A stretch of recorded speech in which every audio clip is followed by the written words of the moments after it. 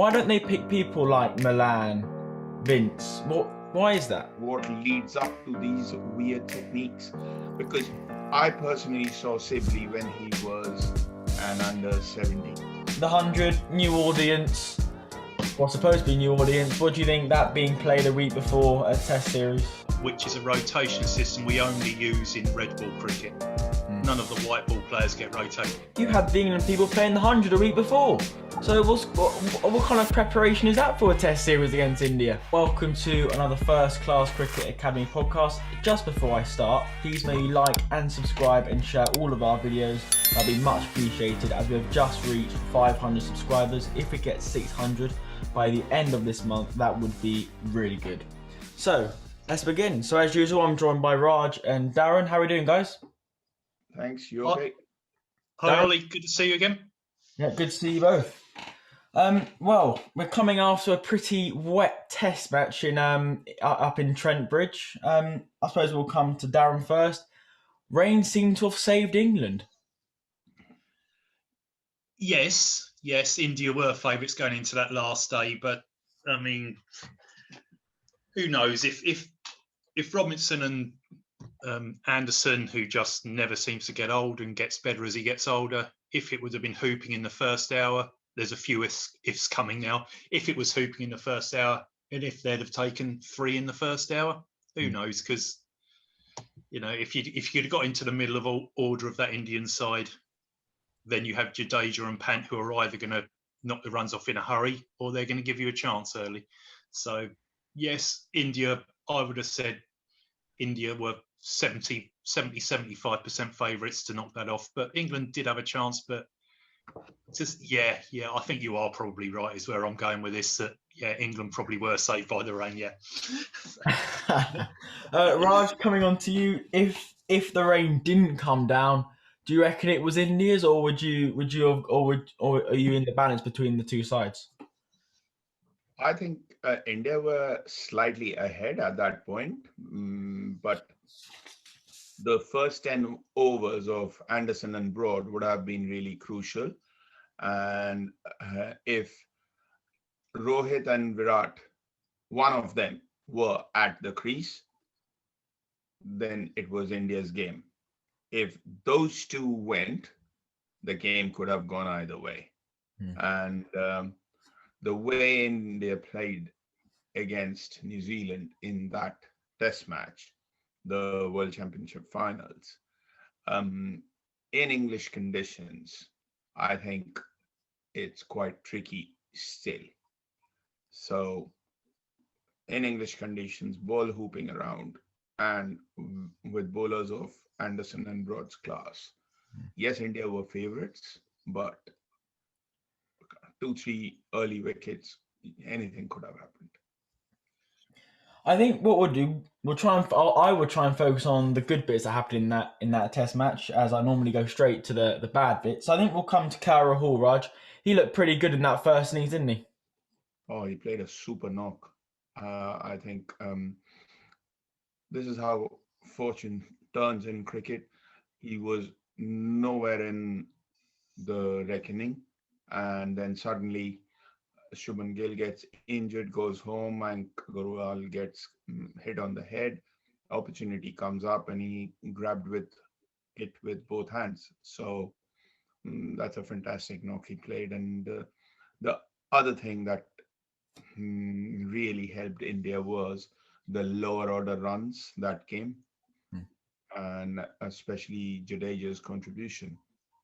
I mean, when we saw the team in the first place with Ashwin not playing, there were a lot of eyebrows raised now, and they are still going to be raised because Ashwin is the number one spinner in the world. But Jadeja, with that lower order contribution, actually helped India to get ahead of the game together with the tailenders. Darren, Joe Root, what a class act he was in that second innings. Actually, first innings and second innings. Yeah, absolutely. Has been for years. And at the moment, with this England side, there's been a lot of talk with us and in the media about the techniques of 3 or 4. I would say 4 of that side. And when you see someone bat properly, in quotes, leave well, play straight, hit the V, wait for the bad ball, work ones and twos, basics of Test match cricket when you've got 5 days. But he never actually looked in trouble at all, and he just plays the swinging ball very well because he plays it late, I think, which is a lot of the Indian guys do as well, and as KL Rahul did, and too many of our guys pushing at it bottom hand, playing from first slip to mid on, and I think that's where the issue is. So. Raj, why is it that England pick batsmen like Dom Sibley, Rory Burns, when they're seeing the consistent run scorers is Joe Root and maybe Ben Stokes you put in there as well. They're batting properly. They haven't got any funny technique or unorthodox way in going about it. Why don't they pick people like Milan, Vince? Why is that? My guess is as good as yours, because what their think tank have in their minds, I can't say. But those weird techniques are only found in England, right? You won't see. That's what David Lloyd was saying. Yeah, those weird techniques, and it is not today. You had things like this in the past as well, and I think a lot of it comes from the fact that in England, people are made. You generalize coaching. So suddenly, I'll give you an example. Not everyone needs to keep their bat up here, right? But if someone becomes successful, then a whole generation is taught to keep your bat up here. Someone has a bit of success with an open stance, then everyone is taught to go with an open stance. But cricket is a very individual game. Sehwag can't bat like Dravid, and Dravid can't bat like Sehwag. So you can't make, yes, there are fundamentals in place, but then it's an individual's style, which is really important. But in England, a lot of it is generalized, and you're made to do certain things. And I think that is what leads up to these weird techniques. Because I personally saw Sibley when he was an under 17 player. And in fact, I had umpired a game in which he had got 100 about 2014. He batted really well. He had a really decent technique at that point of time. He didn't have these weird ways which he has got now, whereby he's telling the bowler that I cannot hit a boundary on the front foot on the offside other than a nick through third man. He didn't have it. He was playing both sides of the wicket. He was batting properly. He was good to watch on the eye as well. What has happened between then and now, I've got no idea. But players like these, I'm sorry, but they're only found in England. If you bat like that in our part of the world, you wouldn't get picked in a school side, leaver side, or club side. Darren, coming on to another England batting problem, Joss Buttler, if I'm right in saying he hasn't played a red ball match till now, and there was the opportunity for him to play in the New Zealand series, but didn't play then. So what do you reckon the thinking was around that? Do you have any idea, do you reckon? Or no, is the short answer. No, I mean, he's part of this rotation system, which they keep going on about, which is a rotation system we only use in red ball cricket. None of the white ball players get rotated today, none of them. And I don't know. I mean, I don't know what the Folkes situation is. I think he's been very hard done by over the last 2 or 3 years. It looks like the only series he's going to get is over in India against a side that was getting rolled over every Test match apart from the first one. But even his technique from when he first played Test cricket, Folkes, has gone a little bit bottom hand as well, coming from first slip to mid on. Butler, especially the first innings, just looked like he was searching for it. And Yeah, and the same with Sam Curran. I don't think Sam Curran had played since the Gaul Test in No, Sri Lanka. I think that was hadn't been put in the squad since then. So no. It's so and he was a big miss because last time India were over here, he took a lot of wickets against them, and I think they expected a lot from him in swinging conditions that favoured him. And going back to KL Rahul as well, that's someone who Sam Curran really had in a lot of trouble last time he was over here, and he looked in no trouble against him at all. So yeah, I don't know about the Joss Butler thing. Yeah, it would be Folkes for me if I was picking the side, but I'm not, am I? So Raj, going back to the Milan, when he plays T20, there's always a speculation that he scores too slowly. So surely if he's such a good player in T20 but scores too slowly, he should play Red Bull format. He looks like a very organized player to me, but if I have my doubts that if people like Rohit Sharma and KL Rahul, they were born and brought up in England, they wouldn't be favored as youngsters growing up. It would be someone who's a Jack the lad, who can mow a ball over mid wicket, right, at 14, 15, and he mows it and he gets ahead of the actual player. And that 18, 19, he gives up the game because, he's not good enough. So it is a lot about, if you look at the England side that played and won in India, which had Strauss, Cook, Peterson, Trott, Pryor, that was a quality side.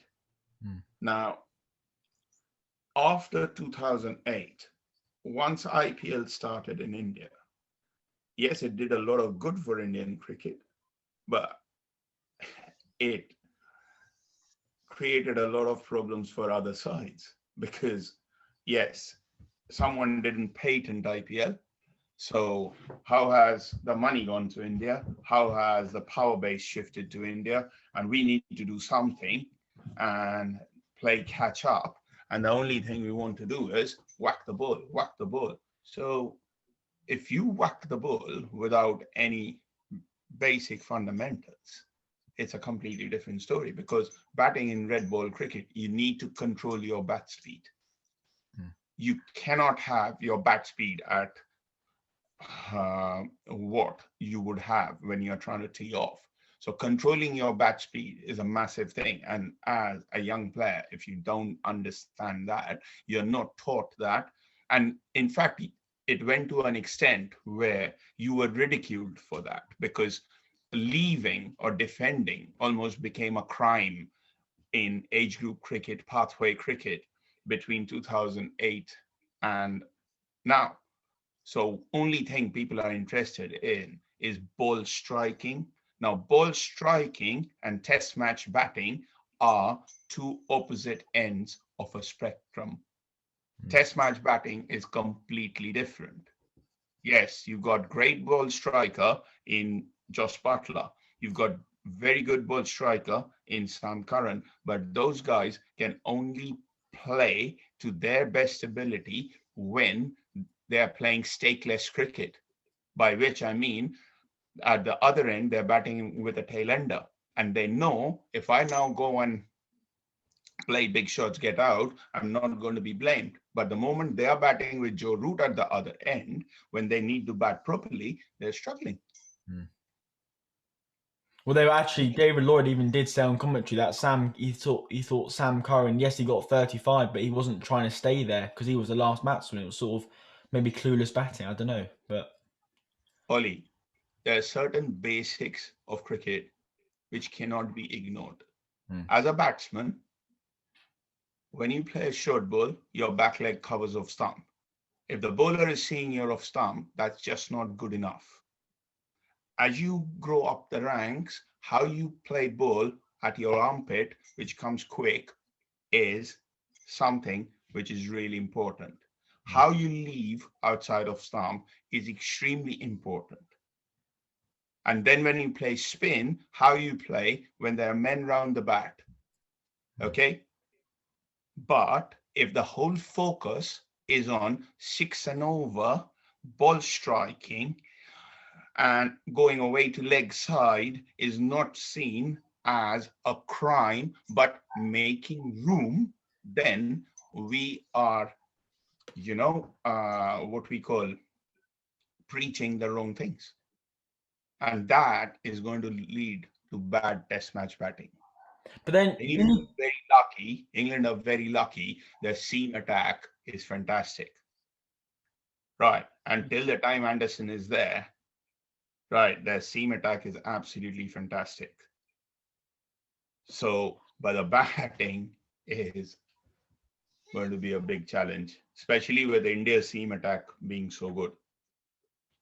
But then, speaking of ball striking, DJ, you had the England people playing the 100 a week before. So what kind of preparation is that for a test series against India? Yeah, I'm not a fan of it, but I don't think we can blame this on the 100. The 100 turning up now isn't affecting what's happened this week. It'll probably affect what happens in the next year or so, but there are other things. I think the problem it's going to affect now is that players are that these 2020 competitions and franchise competitions are now overlapping, which they never were when the IPL was around. It was the IPL, the Big Bash, and the English one, and players weren't missing test matches to play in these things, which they kind of are now. But if I can go back to earlier, the Burns and Sibley thing, they got picked because they were scoring big runs in county cricket. So they haven't just picked up these guys who can't bat and put them in because they can bat. But as Raja said, they didn't used to play like this. I mean, maybe they should do what they did back in the early 90s. They were struggling for top order batsmen, and they picked two guys, Michael Vaughan and Marcus Trescothick, who were only averaging low to mid 30s in county cricket because they thought their technique and mindset was good. And maybe that's the direction they've got to go in, not look at someone who's scored 1,000 runs every season for the past 9 years in county cricket, but can't really transfer that to the bigger stage. I think that might be the route they have to go down. And it's good that a lot of the guys on the telly are now focusing on the issue with test match batting and the techniques in there. Because I think if you take Joe Root out of this England side, it looks horrific, especially now Stokes is out. Yeah. I mean, for me, Haseem Hamid's got to play in the next test, and Ollie Pope's got to play if he's fit, and possibly Moeen Ali as well. Dan, does that mean would they be the only three you would bring into the net? If you could select the side, would they be the three that you would bring into the test matchup at Lords? I'd bring all three in, yeah. I'm not sure what the squad is, whether if Folkes is there, I'm not sure whether he's fit or not. They'll probably stick with Butler, I think. They'll definitely stick with Bairstow. I think they've brought him in. They've not brought him in for one test. They've probably brought him in for 3 or 4. Yeah, I would lose 2 of the top 3. I think you can pick any of those. I think Burns will stay because he got 100 against New Zealand 2 or 3 tests ago. But I mean, you watch England's top order and you feel scared to go and make a cup of coffee because you're going to be 2 wickets gone by the time you come back again. It definitely does feel like that, to be honest, when watching it. Yeah. Raj, what do you think? The 100, new audience, or supposed to be new audience, what do you think that being played a week before a test series? I don't think that had much to do with their techniques, but more to do with their mindset. But do you not think they should be playing red ball the week before? Oh, 100%. But if you see how the people who organize cricket in this country are going, the red ball cricket has been marginalized, and every priority is for who is going to whack the ball over mid-wicket. See who is getting his whims and fancies. Just see the teams. Who gets his way? Does Joe Root get his way? No, he doesn't. Who gets his way? It is all dominance of the white ball. And if they prioritize white ball like this, obviously red ball is going to suffer. I suppose actually coming a bit off topic, to white ball, Darren. T20 World Cup is not far off us now. Pretty much straight after the English summer. Jofra Archer is now out for the rest of the year. That's a pretty big blow for England, do you think? Yes, definitely. I mean, this is a guy who they brought in specifically to help win a white ball trophy, and it worked. And because they feel, especially, you need different bowlers in 2020. You can't just run up with medium pacers who bowl the odd slower ball. You need pace as well.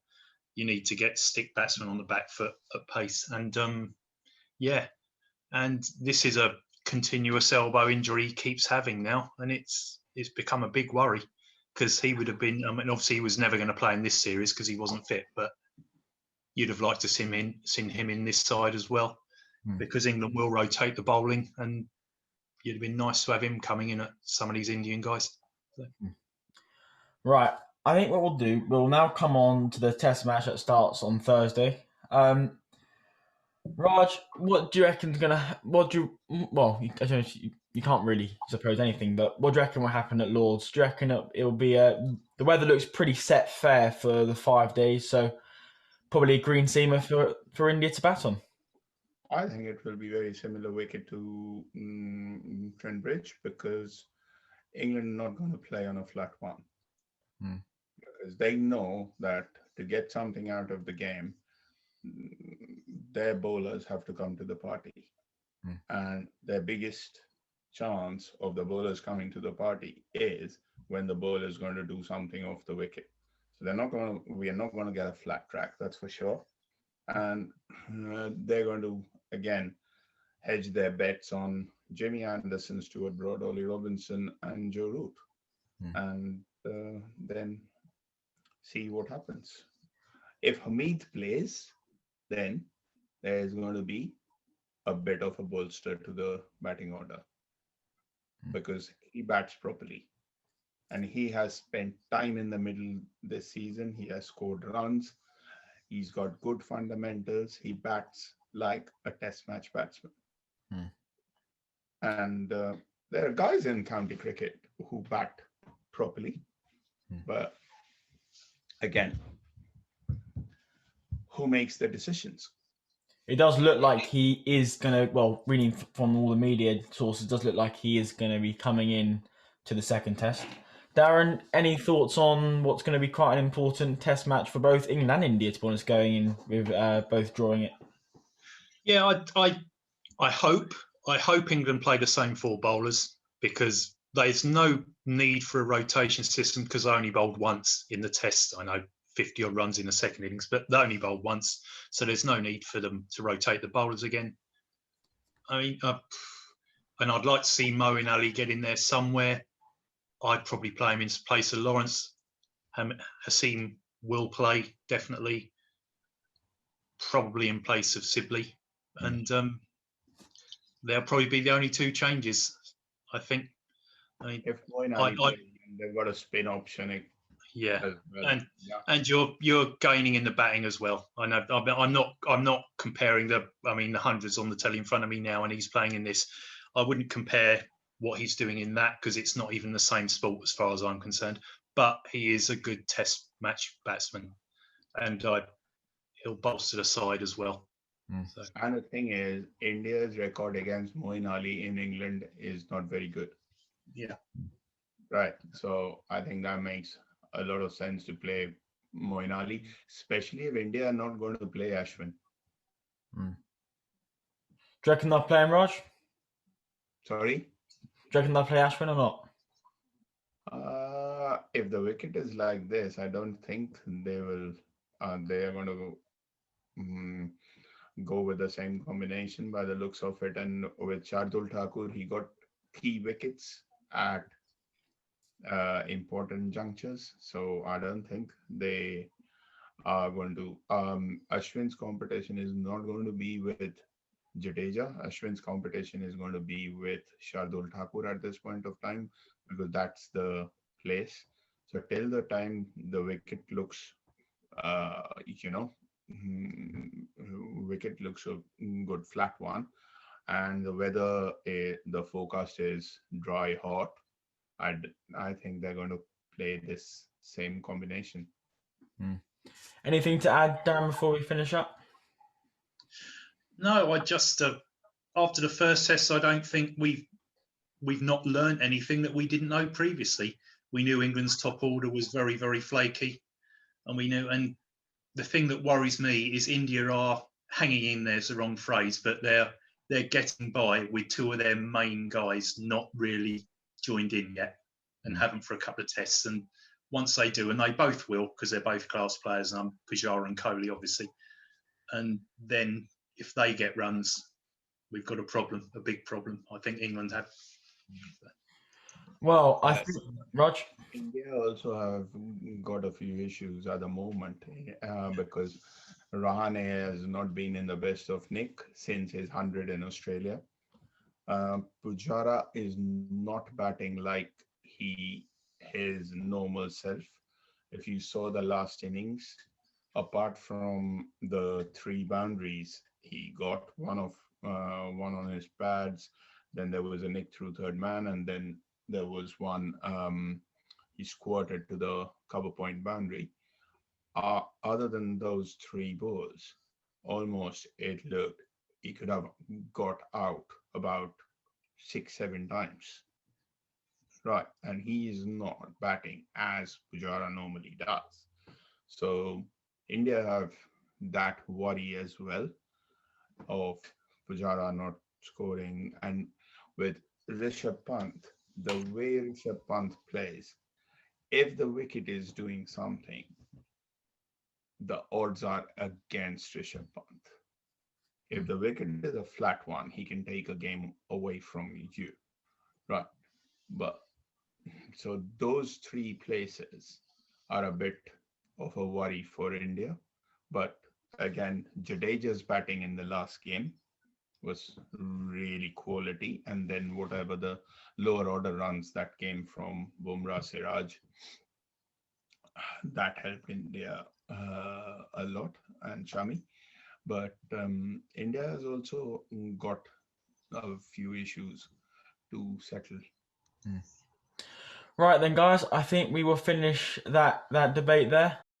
As usual, please may you like and subscribe to our videos. Like I said before, it'd be amazing if we can get 600 subscribers by the end of this month. But like I said in March, India swung over to England, but I don't think the weather did. I think the weather might have swung away. So thank you guys, and I'll see you all soon.